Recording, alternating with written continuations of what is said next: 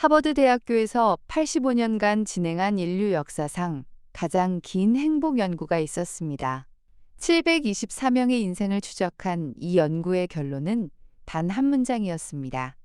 행복은 돈도, 명예도, 건강도 아닌 좋은 관계에서 온다. 그런데 이 연구 결과를 알고도 은퇴 후 불행해지는 사람이 여전히 많았습니다. 한국보건사회연구원이 60세 이상 은퇴자 400명을 대상으로 조사한 결과 은퇴 후 행복하다고 답한 사람은 전체의 34%에 불과했습니다. 나머지 66%는 보통이다 혹은 불행하다고 답했습니다. 같은 나이, 비슷한 재산, 비슷한 건강 상태인데도 행복한 사람과 불행한 사람이 극명하게 갈렸습니다. 연구진은 이 차이를 만드는 핵심 요인을 분석했습니다. 재산 규모는 일정 수준 이상에서는 행복에 영향을 미치지 않았습니다. 건강 상태도 중요했지만 결정적인 요인은 아니었습니다. 놀랍게도 행복한 34%와 불행한 66%를 가르는 단 하나의 차이는 바로 자기 존재의 쓸모를 느끼는가였습니다. 스스로가 누군가에게 혹은 무언가에 아직 필요한 사람이라고 느끼는가. 이 단순한 감각 하나가 은퇴 후의 인생을 완전히 다른 방향으로 갈라놓고 있었습니다. 오늘은 이 차이가 실제 사람들의 삶에서 어떻게 나타났는지 6가지 이야기를 통해 함께 살펴보겠습니다. 서울 강남에서 35년간 건설회사를 다닌 박종호 씨는 62세에 은퇴했습니다. 그는 상무직함을 달고 퇴직했고 퇴직금과 연금을 합치면 월 400만 원 이상의 수입이 보장되어 있었습니다. 경제적으로는 아무 걱정이 없는 은퇴였습니다. 은퇴 첫 달, 그는 설레는 마음으로 아침을 맞이했습니다. 매일 새벽 5시 반에 일어나 출근 준비를 하던 습관 대신 8시까지 푹 자고 일어나 아내가 차려준 아침을 먹었습니다. 오전에는 산책을 하고 오후에는 서점에 들러 그동안 읽지 못했던 책을 골랐습니다. 이게 진짜 인생이지. 그는 혼자 중얼거리며 미소를 지었습니다. 그런데 한 달이 지나자 이상한 감정이 찾아왔습니다. 2달이 지나자 그 감정은 점점 뚜렷해졌습니다. 3달째, 박종호 씨는 아침에 눈을 떠도 이불 밖으로 나갈 이유를 찾지 못했습니다. 그의 하루는 텅 비어 있었습니다. 처음에는 그 공허함의 정체를 알지 못했습니다. 돈이 부족한 것도 아니었고 건강이 나쁜 것도 아니었습니다. 아내와의 관계도 나쁘지 않았습니다. 그런데 왜 이렇게 허전한 것인지 도무지 알 수가 없었습니다. 어느 날 오래전 거래처 사람에게서 전화가 왔습니다. 박 상무님 요즘 어떻게 지내십니까? 그 말에 박종호 씨는 순간 할 말을 잃었습니다. 그냥 지내고 있어요. 전화를 끊고 나서 그는 한참을 거실 소파에 앉아 있었습니다. 그냥 지내고 있다는 말이 이렇게 슬픈 문장이 될 줄은 몰랐습니다. 문제의 핵심은 이것이었습니다. 35년간 박종호 씨의 존재 가치는 건설회사 상무라는 직함에 묶여 있었습니다. 아침에 일어나는 이유, 양복을 차려입는 이유, 회의에서 발언하는 이유, 모든 것에는 직함이라는 동력이 있었습니다. 그런데 은퇴와 함께 그 동력이 통째로 사라져버린 것이었습니다. 그는 명함을 잃어버린 것이 아니라 자기 자신을 잃어버린 것이었습니다. 박종호 씨처럼 직함과 자신을 동일시하는 사람일수록 은퇴 후 공허감이 크다는 연구 결과가 있습니다. 서울대 심리학과의 한 연구에 따르면 은퇴 전 직업적 정체성이 자아 정체성의 70% 이상을 차지하는 사람은 은퇴 후 우울감을 경험할 확률이 3.2배 높았습니다. 박종호 씨의 전환점은 우연히 찾아왔습니다. 은퇴 6개월째 되던 어느 날 아파트 경비원 김 아저씨가 말을 걸었습니다. 사장님, 혹시 시간 되시면 우리 아파트 노인정에 한번 와보시겠어요? 요즘 어르신들이 컴퓨터 배우고 싶어 하시는데 가르쳐 줄 사람이 없어서요. 박종호 씨는 처음에 내키지 않았습니다. 노인정이라는 단어 자체가 자존심 상했습니다. 그런데 집에 가만히 앉아 있는 것보다는 나을 것 같아 한번 가보기로 했습니다. 노인정에는 70대, 80대 어르신 15분이 모여 계셨습니다. 박종호 씨가 노트북을 꺼내 인터넷 검색 방법을 알려드리자 어르신들의 눈이 반짝였습니다. 아이고, 이게 이렇게 되는 거였어? 우리 손자한테 카카오톡 보내는 법 좀 알려줘요. 2시간이 순식간에 지나갔습니다. 집에 돌아오는 길, 박종호 씨는 오랜만에 가슴이 뜨거워지는 것을 느꼈습니다. 누군가에게 필요한 사람이 된 그 감각, 그것이 6개월 동안 그가 그토록 갈구하던 것이었습니다. 그날 이후 박종호 씨는 매주 화요일과 목요일에 노인정 컴퓨터 교실을 열었습니다. 어르신들은 그를 박 선생님이라고 불렀습니다. 상무도사장도 아닌 선생님. 그 호칭이 어떤 직함보다 가슴 깊이 와닿았습니다. 박종호 씨의 이야기가 알려주는 것은 명확했습니다. 은퇴 후의 행복은 무엇을 가지고 있느냐가 아니라 누군가에게 무엇을 줄 수 있느냐에 달려 있었습니다. 자기 존재의 쓸모를 느끼는 순간 텅 빈 하루가 의미로 채워지기 시작했습니다. 경기도 분당의 한 아파트 단지에 같은 해에 은퇴한 2사람이 살고 있었습니다. 한 사람은 301동에 사는 이정수 씨, 64세, 전직은행 지점장이었습니다. 다른 한 사람은 302동에 사는 최영식 씨, 63세, 전직 중학교 기술교사였습니다. 2사람은 아파트 단지 산책로에서 자주 마주쳤지만 인사만 나눌 뿐 깊은 대화를 나눈 적은 없었습니다. 이정수 씨의 은퇴 후 일상은 이랬습니다. 아침 8시에 일어나 TV를 켭니다. 뉴스를 보다가 시사 프로그램으로 넘어가고 점심을 먹고 나면 오후 내내 유튜브를 봅니다. 저녁에는 아내와 마주 앉아 밥을 먹지만 대화라고 할 만한 것은 없었습니다. 밥 맛있네. 그것이 전부였습니다. 주말이면 골프를 치러 가기도 했지만 함께 치는 사람들도 하나둘 연락이 뜸해졌습니다. 은퇴한 은행 지점장을 굳이 챙길 이유가 없어진 것이었습니다. 이정수 씨는 점점 세상이 자신을 잊어가고 있다는 느낌에 사로잡혔습니다. 그는 하루에도 몇 번씩 핸드폰을 들여다보았습니다. 누군가에게서 연락이 올까 기대하며. 하지만 화면에는 광고 문자와 스팸 전화뿐이었습니다. 반면 최영식 씨의 하루는 달랐습니다. 아침 6시에 일어나 화분에 물을 주고 7시에는 아파트 단지 내 작은 텃밭에 나갔습니다. 은퇴 직후 관리사무소의 허락을 받아 아파트 뒤편 빈 공터에 텃밭을 만들었던 것입니다. 처음에는 혼자 시작했지만 이제는 단지 내 주민 12명이 함께하는 공동 텃밭이 되어 있었습니다. 상추, 고추, 토마토, 가지. 계절마다 다른 작물을 심고 키우며 수확한 채소는 이웃들과 나누었습니다. 오후에는 구청에서 운영하는 목공봉사교실에 나갔습니다. 기술교사 시절의 실력을 살려 독거노인 가정의 부서진 가구를 고쳐드리는 일이었습니다. 한 달에 2~3가정을 방문했는데 어르신들이 고마워하시는 모습을 볼 때마다 가슴이 벅찼습니다. 2사람의 차이가 선명하게 드러난 사건이 있었습니다. 은퇴 2년째 되던 해여름, 아파트 단지에서 주민 어울림 잔치가 열렸습니다. 이정수 씨는 아내의 권유로 마지못해 참석했습니다. 행사장에 도착했지만 하는 사람이 거의 없었습니다. 한쪽 구석에 서서 어색하게 음료수만 마시다가 1시간도 안 돼 집으로 돌아왔습니다. 반면 최영식 씨는 행사장 한가운데에서 분주하게 움직이고 있었습니다. 텃밭 동료들이 그를 반겼고 목공 봉사를 받았던 어르신의 가족이 인사를 왔고 관리사무소 직원들이 텃밭 운영에 대해 의논을 해왔습니다. 최영식 씨는 쉴 틈 없이 사람들과 이야기하고 웃고 악수를 나누었습니다. 같은 아파트에 살면서 비슷한 나이에 은퇴하고 경제적 수준도 크게 다르지 않은 두 사람이었습니다. 그런데 한 사람은 세상의 중심에 있었고 한 사람은 세상의 변두리로 밀려나 있었습니다.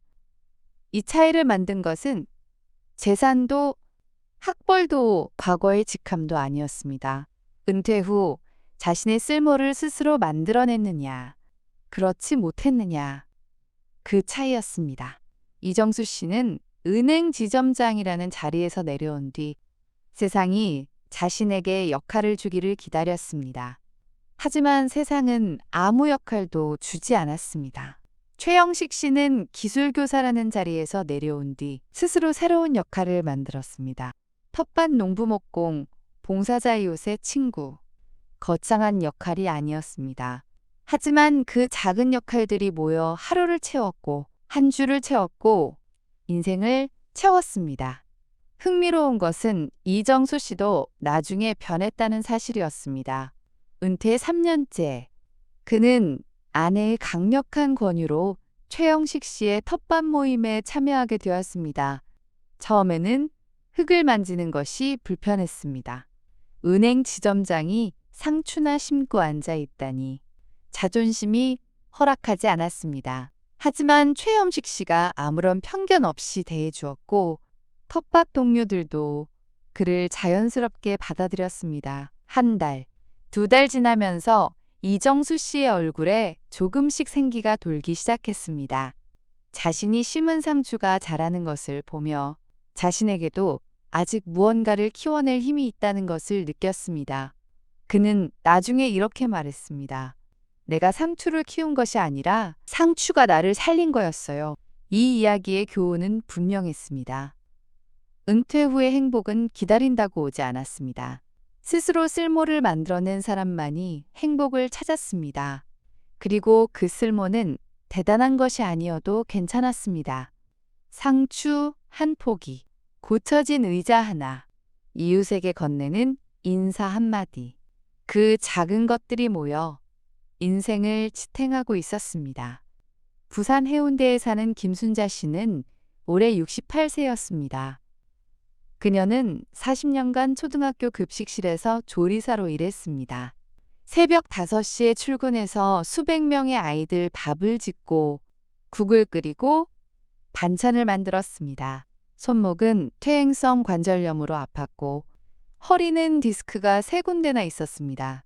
그래도 아이들이 아줌마 오늘 밥 맛있어요 하고 웃으며 말할 때면 모든 피로가 사라지곤 했습니다. 2019년 김순자 씨는 정년 퇴직을 했습니다. 퇴직식 날 교장 선생님이 감사패를 주셨고 아이들이 노래를 불러주었습니다. 김순자 씨는 평생 울지 않았던 사람이었는데 그날은 아이들 앞에서 한참을 울었습니다. 집에 돌아와 앞치마를 벗어 걸면서 문득 이런 생각이 들었습니다. 내일부터 나는 누구의 밥을 지어주지? 그 질문이 가슴을 찔렀습니다. 은퇴 후 첫 달, 김순자 씨는 남편과 단둘이 식탁에 앉았습니다. 40년간 수백 명의 밥을 짓던 사람이 단 2사람의 밥만 짓고 있다는 사실이 견디기 어려웠습니다. 반찬을 해놓아도 먹을 사람이 없으니 반찬은 냉장고에서 상했습니다. 손은 여전히 음식을 만들고 싶어 했는데 만들어줄 대상이 사라져버린 것이었습니다. 김순자 씨는 점점 기운을 잃었습니다. 손목이 아프다는 핑계로 부엌에 들어가지 않는 날이 많아졌고 하루 종일 거실에서 TV만 보았습니다. 남편이 밥 안 해? 하고 물으면 배달시켜 먹어 하고 짧게 대답했습니다. 40년간 요리가 삶의 전부였던 사람이 요리를 포기하자 삶 전체가 무너지기 시작했습니다. 전환점은 딸의 전화 한 통에서 시작되었습니다. 서울에 사는 딸이 전화를 걸어 이렇게 말했습니다. 엄마 나 요즘 아침에 빵 사 먹는데 너무 비싸.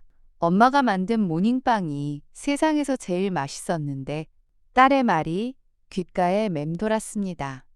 그날 밤 김순자 씨는 오랜만에 부엌에 들어갔습니다.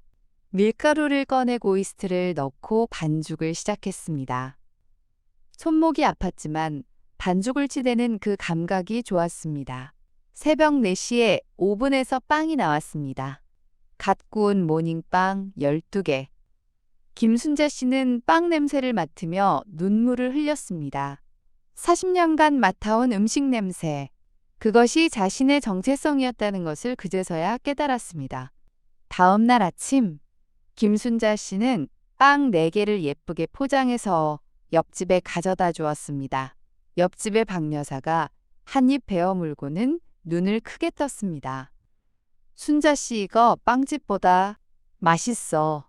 어디서 산 거야? 내가 만든 거야. 그 대답을 하는 순간 김순자 씨의 얼굴에 빛이 돌아왔습니다. 그 뒤로 김순자 씨는 매일 아침 빵을 구웠습니다. 모닝빵, 식빵, 소보로, 빵, 단팥빵. 종류도 점점 다양해졌습니다. 구운 빵은 아파트 이웃들에게 나눠주었습니다. 경비 아저씨에게 2개, 관리사무소에 4개, 같은 층 이웃에게 6개. 소문이 퍼지면서 김순자 씨 빵을 먹고 싶다는 사람이 점점 늘어났습니다.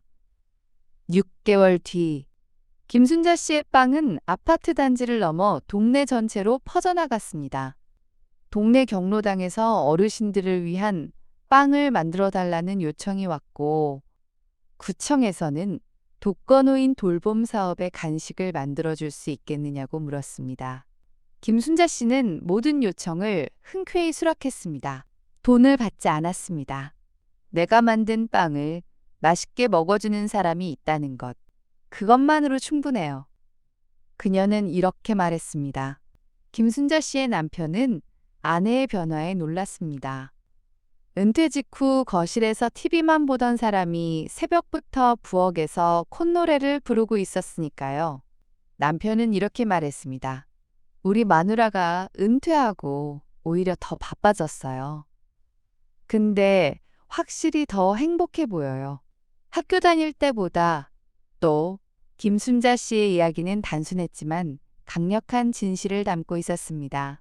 사람은 자신이 잘하는 것을 통해 누군가에게 쓸모 있는 존재가 될 때 비로소 살아있음을 느낀다는 것이었습니다. 그녀에게 빵을 굽는 행위는 단순한 요리가 아니었습니다. 그것은 세상과 연결되는 방식이었고 자신의 존재를 증명하는 방식이었습니다. 이 이야기가 궁금하시다면 구독과 좋아요를 눌러주세요. 대전에 사는 한민석 씨는 67세. 전직 고등학교 국어교사였습니다. 38년간 교단에 선 그는 학생들 사이에서 한 선생님 수업은 졸 수가 없다는 평을 들을 만큼 열정적인 교사였습니다. 퇴직 후 그는 자신만의 서재를 꾸몄습니다. 벽면 가득 책을 채우고 좋은 책상과 의자를 놓고 매일 이 서재에서 책을 읽으며 지적인 노후를 보낼 계획이었습니다. 처음 석 달은 좋았습니다. 그동안 읽지 못했던 고전들을 하나씩 펼쳐들었습니다. 도스토예프스키의 카라마조프가의 형제들, 톨스토이의 전쟁과 평화, 헤르만 헤세의 유리알 유희. 젊은 시절부터 읽고 싶었던 책들을 한 권 한 권 정복하는 기쁨이 있었습니다. 하지만 넉 달째 접어들자 이상하게 책이 손에 잡히지 않았습니다. 글자는 눈에 들어왔지만 마음에 닿지 않았습니다. 한 페이지를 읽고 나면 무슨 내용이었는지 기억나지 않았습니다. 책을 덮고 창밖을 바라보는 시간이 점점 길어졌습니다. 문제가 무엇인지 한민석 씨는 오래 생각했습니다. 그리고 마침내 답을 찾았습니다. 38년간 그에게 독서는 혼자만의 행위가 아니었습니다. 책을 읽고 그 내용을 학생들에게 전하고 학생들과 토론하고 그들의 눈이 반짝이는 것을 보는 것. 그것이 하나의 완결된 순환이었습니다.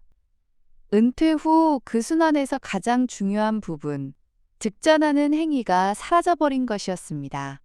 아무리 좋은 책을 읽어도 그것을 나눌 사람이 없으면 독서는 공허해졌습니다. 서재가 아무리 아름다워도 그 안에 혼자뿐이면 서재는 감옥이 되었습니다. 한민석 씨의 전환점은 아들의 제안에서 시작되었습니다. IT 회사에 다니는 아들이 어느 날 이렇게 말했습니다. 아버지 유튜브 아세요? 아버지가 학교에서 하시던 것처럼 책 이야기 해보시면 어때요? 요즘 인문학 콘텐츠 좋아하는 사람 많아요. 한민석 씨는 코웃음을 쳤습니다. 내 나이에 무슨 유튜브야. 하지만 아들의 성화에 못 이겨 한번 해보기로 했습니다. 아들이 카메라를 설치해주고 편집을 도와주었습니다. 첫 번째 영상은 67세 국어교사가 알려주는 카라마조프가의 형제들이었습니다. 한민석 씨는 서재에 앉아 카메라 앞에서 45분간 이야기했습니다. 교단에 선 것처럼 열정적으로, 때로는 소설 속 대사를 연기하듯 감정을 담아서 영상을 올린 첫 주조회수는 47이었습니다. 한민석 씨는 실망했습니다. 하지만 댓글 중 하나가 그의 마음을 붙잡았습니다.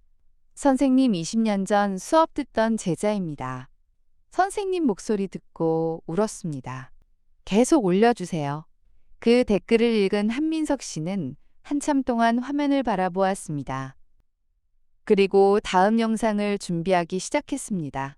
1년 뒤 한민석 씨의 유튜브 채널 구독자는 12,000명이 되었습니다. 대단한 숫자는 아니었지만 매 영상마다 수백 개의 댓글이 달렸습니다. 50대, 60대 구독자들이 선생님 영상 보고 다시 책을 읽기 시작했습니다. 퇴직 후 무기력했는데 선생님 덕분에 삶의 의욕을 찾았습니다. 같은 메시지를 보내왔습니다. 한민석 씨는 매일 아침 댓글을 하나하나 읽으며 답글을 달았습니다. 그것이 출근하는 것과 같은 의미였습니다. 서재는 더 이상 감옥이 아니었습니다. 카메라 너머에 자신의 이야기를 기다리는 사람들이 있다는 것. 그 사실 하나가 서재를 교실로 바꿔놓았습니다. 한민석 씨는 이렇게 말했습니다. 은퇴 전에는 학생 30명 앞에서 수업했는데 지금은 10,000명이 넘는 사람들 앞에서 수업하고 있어요. 더 힘들지만 더 행복해요. 내가 아직 누군가에게 쓸모있는 사람이라는 걸 매일 확인할 수 있으니까요. 빈 서재에 갇혀있던 남자는 세상과 다시 연결되면서 살아 돌아왔습니다. 지식을 쌓는 것만으로는 행복해질 수 없었습니다. 지식을 나누는 것 그것이 행복의 완성이었습니다. 인천 남동구에 사는 정태근 씨는 71세, 전직 택시기사였습니다. 40년간 인천 시내를 누빈 그는 인천의 모든 골목을 꿰뚫고 있었습니다. 내비게이션이 필요 없는 사람이었습니다. 하지만 70세가 되자 시력이 나빠지고 반응 속도가 느려져 택시 면허를 반납해야 했습니다. 핸들을 내려놓는 날, 정태근 씨는 빈 택시에 앉아 한참을 울었습니다. 40년간 매일 잡았던 핸들이 그의 인생 그 자체였기 때문이었습니다. 면허를 반납한 뒤 정태근 씨는 완전히 다른 사람이 되었습니다. 원래 말이 많고 성격이 활발한 사람이었는데 입을 닫고 방에만 있었습니다. 아내가 산책이라도 가자고 하면 귀찮아 라고만 했습니다. 아들이 아버지, 경로당에라도 나가보세요 라고 하면 늙은이들 모여서 뭘 해? 라며 짜증을 냈습니다. 정태근 씨는 자신이 세상에서 아무 쓸모없는 존재가 되었다고 느꼈습니다. 택시를 몰 수 없으면 자신은 아무것도 할 수 없다고 생각했습니다. 그러던 어느 봄날, 정태근 씨는 집 앞 놀이터 벤치에 앉아 있었습니다. 아내가 강제로 밖에 나가라고 해서 마지못해 나온 것이었습니다.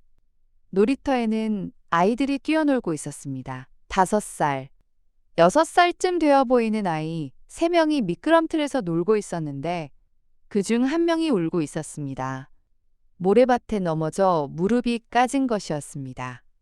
정태근 씨는 반사적으로 일어나 아이에게 다가갔습니다. 주머니에서 손수건을 꺼내 모래를 털어주고 괜찮아, 괜찮아, 아저씨가 호 불어줄게 하며 상처 부위에 입김을 불었습니다. 아이가 울음을 멈추고 고개를 들었습니다. 할아버지 고마워요. 그 한마디가 정태근 씨의 가슴에 꽂혔습니다.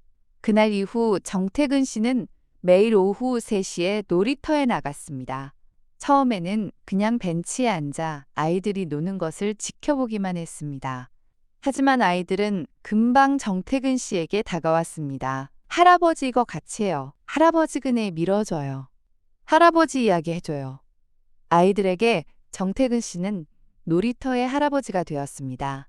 정태근 씨에게는 남다른 재능이 하나 있었습니다. 이야기를 기가 막히게 잘하는 것이었습니다. 40년간 택시에서 수만 명의 승객과 대화하며 쌓인 화술이었습니다. 그는 아이들에게 옛날 이야기를 해주기 시작했습니다. 호랑이와 곶감 이야기, 혹부리 영감 이야기, 견우와 직녀 이야기. 직접 목소리를 바꿔가며 연기하듯 이야기하면 아이들은 입을 벌리고 빠져들었습니다. 할아버지 내일도 이야기해줘요.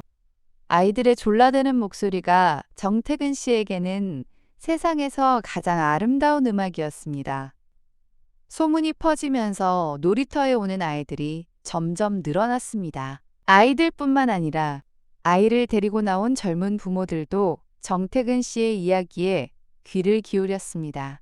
한 젊은 엄마가 이렇게 말했습니다. 저희 아이가 할아버지 이야기 듣고 나서 책 읽는 걸 좋아하게 됐어요. 정말 감사합니다. 또 다른 아이의 아버지는 이렇게 말했습니다. 저도 어릴 때 할아버지한테 이야기 들으며 자랐거든요.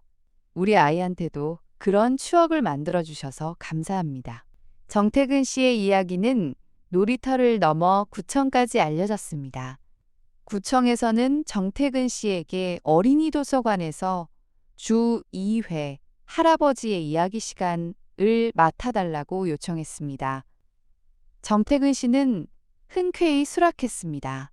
매주 화요일과 금요일, 그는 어린이 도서관에서 20명 남짓한 아이들 앞에 앉아 이야기를 들려주었습니다.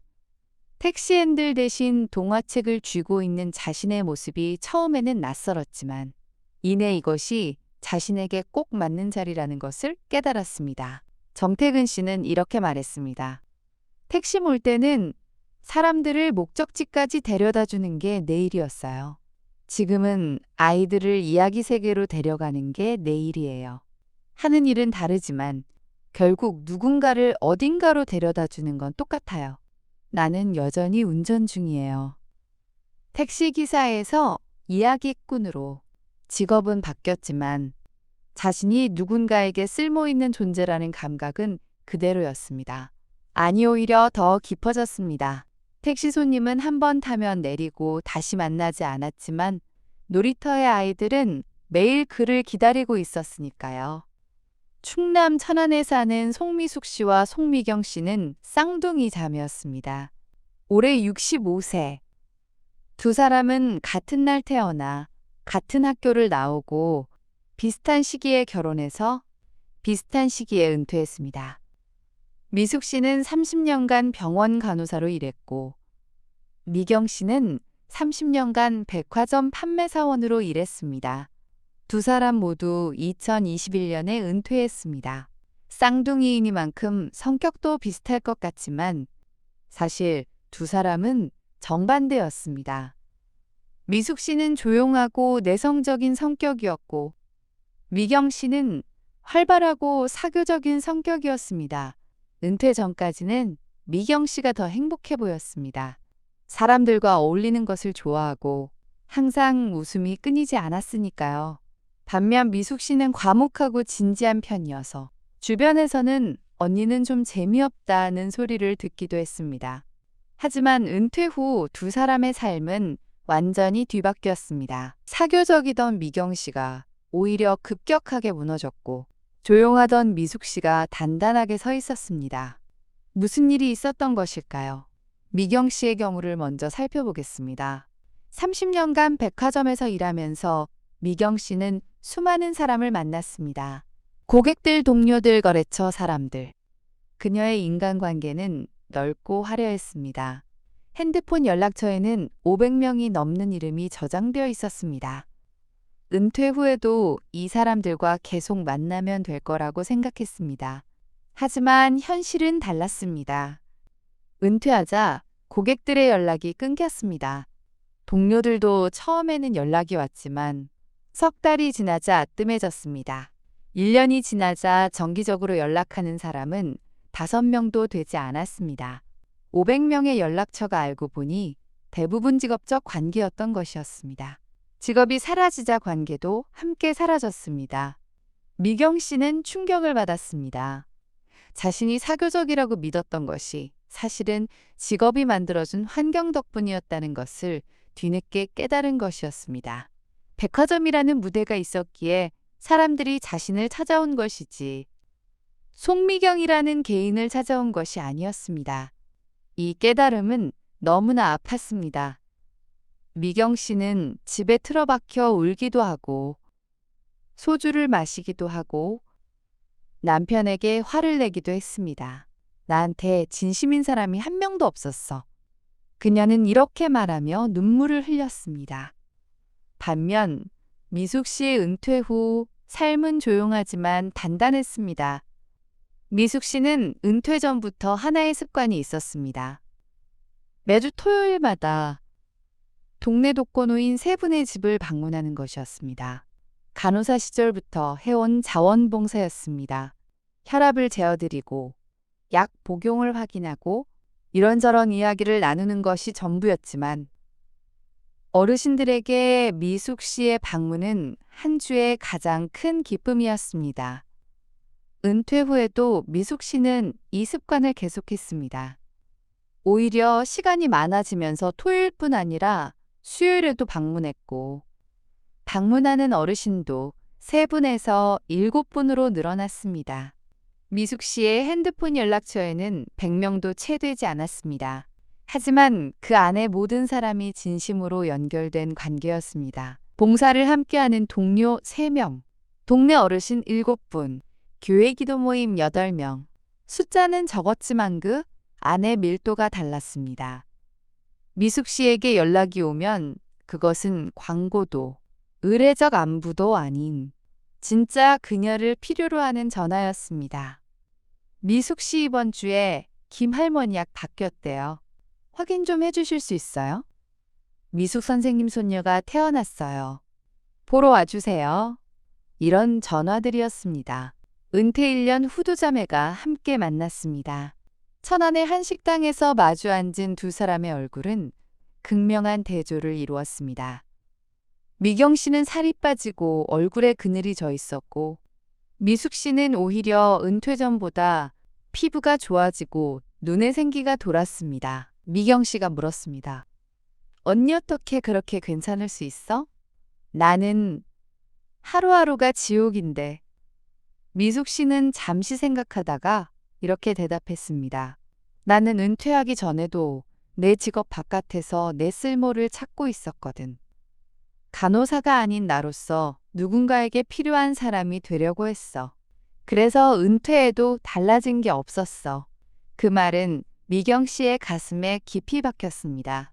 미경 씨는 깨달았습니다.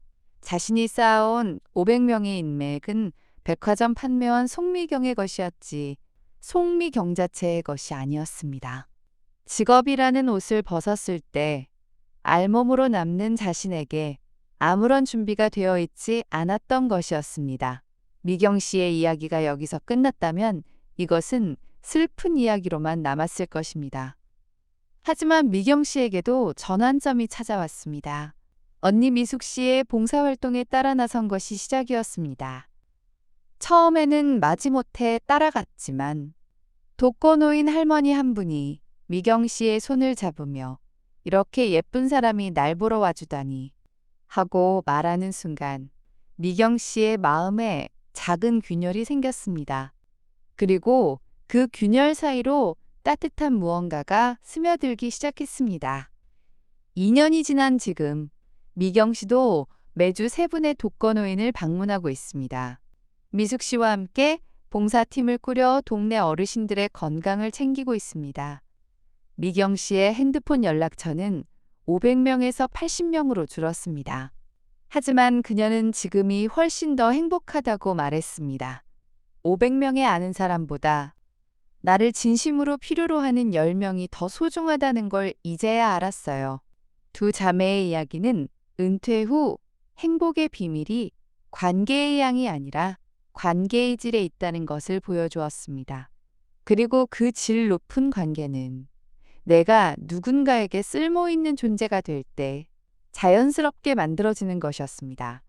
6가지 이야기를 함께 살펴보았습니다. 건설회사 상무 박종호 씨, 은행 지점장 이정수 씨와 기술교사 최영식 씨, 급식조리사 김순자 씨, 국어교사 한민석 씨, 택시기사 정태근 씨, 쌍둥이 자매 미숙 씨와 미경 씨. 직업도 다르고 성격도 다르고 살아온 환경도 다른 사람들이었습니다. 하지만 이 모든 이야기를 관통하는 하나의 진실이 있었습니다.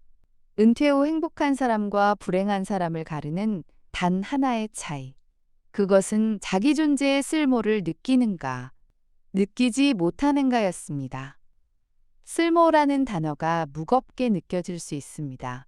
마치 무언가 대단한 것을 해야 할 것 같은 부담감을 줄 수 있습니다. 하지만 오늘 만난 사람들의 이야기를 돌아보면 쓸모는 결코 대단한 것이 아니었습니다. 어르신들에게 컴퓨터를 알려드리는 것, 이웃에게 빵을 나눠주는 것, 아이들에게 옛날 이야기를 들려주는 것, 독거노인의 혈압을 재드리는 것, 세상이 알아주지 않아도 괜찮은 작고 소박한 쓸모였습니다. 하지만 그 작은 쓸모가 한 사람의 하루를 지탱하고 한 사람의 인생을 구했습니다. 당신은 지금 이 순간에도 누군가에게 쓸모 있는 존재입니다. 다만 아직 그것을 발견하지 못했을 뿐입니다. 오늘 집 앞 산책을 나가면서 이웃에게 인사를 건네보는 것은 어떨까요? 오랫동안 연락하지 못했던 친구에게 전화를 걸어보는 것은 어떨까요? 당신이 잘하는 것 하나를 떠올려보고 그것을 누군가와 나눠보는 것은 어떨까요? 거기서부터 시작됩니다. 당신의 쓸모는 당신이 생각하는 것보다 훨씬 크고 깊습니다. 세상이 당신에게 역할을 주기를 기다리지 마세요. 당신이 스스로 역할을 만들어 가세요. 그 작은 한 걸음이 은퇴 후의 매일을 바꿔놓을 것입니다. 우리 모두는 누군가에게 필요한 사람입니다. 그 사실을 잊지 않는 것. 그것이 은퇴 후 가장 중요한 일입니다. 오늘도 이 이야기에 귀 기울여 주셔서 감사합니다. 구독과 좋아요는 큰 힘이 됩니다.